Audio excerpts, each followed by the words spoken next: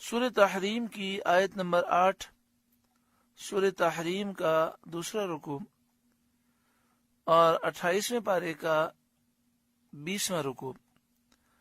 اللہ رب العالمین نے ارشاد فرمایا، یا ایہا الذین آمنو، اے ایمان والو، توبو الی اللہ توبۃ نصوحا، اللہ کی طرف ایسی توبہ کرو جو آگے کو نصیحت ہو جائے۔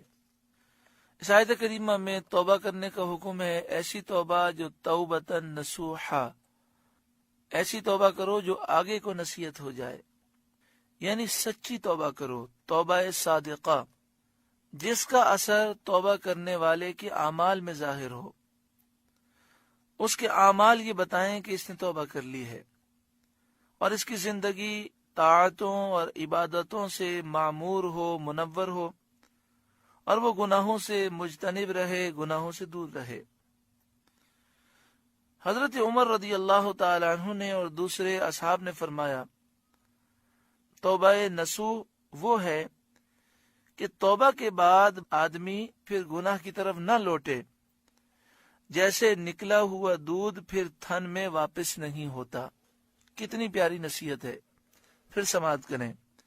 حضرت عمر رضی اللہ تعالی عنہ اور دوسرے اصحاب نے فرمایا، توبہ نصوح وہ ہے کہ توبہ کے بعد آدمی پھر گناہ کی طرف نہ لوٹے، جیسا کہ نکلا ہوا دودھ پھر تھن میں واپس نہیں ہوتا۔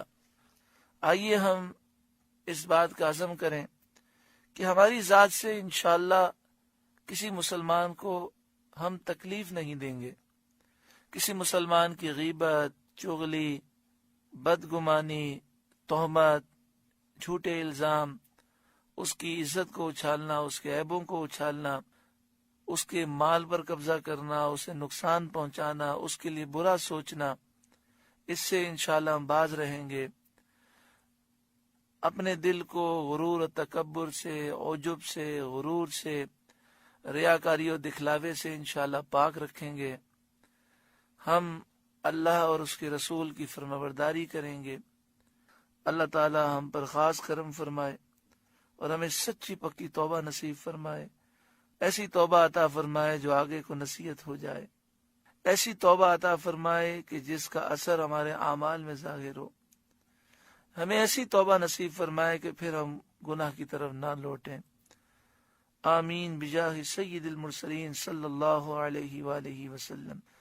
عسى ربکم ان یکفر عنکم سیئاتکم، ان قریب تمہارا رب تمہاری برائیاں تم سے اتار دے گا، یعنی توبہ اللہ تعالیٰ قبول فرما لے گا، اور توبہ قبول فرمانے کے بعد تمہارے گناہ مٹا دے گا، اور دوسرے مقام پر گناہوں کو نیکیوں سے بدل دے گا۔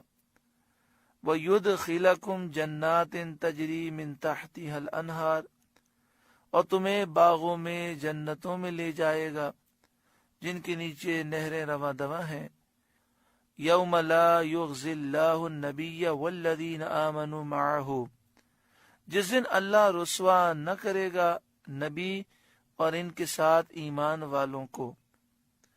اس میں کفار پر تعریض ہے کہ وہ دن کافروں کی رسوائی کا دن ہوگا، اور نبی کریم صلی اللہ علیہ وآلہ وسلم اور حضور صلی اللہ تعالی علیہ وآلہ وسلم کے ساتھ والوں کی عزت کا دن ہوگا۔ نورہم یسعی بین ایدیہم و بایمانہم، ان کا نور دوڑتا ہوگا ان کے آگے اور ان کے داہنے سیدھی جانب۔ پل صراط پر یہ نور ان کے ساتھ ہوگا۔ پل صراط پر مومنین کے لیے نور آگے بھی ہوگا، دائیں طرف بھی ہوگا، اور جب مومن دیکھیں گے کہ منافقوں کا نور بجھ گیا، وہ نور سے محروم ہیں، یقولون، وہ عرض کریں گے، ربنا اتمم لنا نورنا، اے ہمارے رب ہمارے لیے ہمارا نور پورا کر دے، یعنی اس نور کو باقی رکھ کہ دخول جنت تک باقی رہے۔ اے اللہ تو نے میدان محشر میں ہمیں نور دیا ہے، جنت میں داخل ہونے تک اس نور کو ہمارے ساتھ رکھ۔ یقولون، وہ عرض کریں گے، ربنا، اے ہمارے رب، اتمم لنا نورنا، ہمارے لیے ہمارا نور پورا کر دے، واغفر لنا، اور ہمیں بخش دے، انک علی کل شیء قدیر، بے شک تجھے ہر چیز پر قدرت ہے۔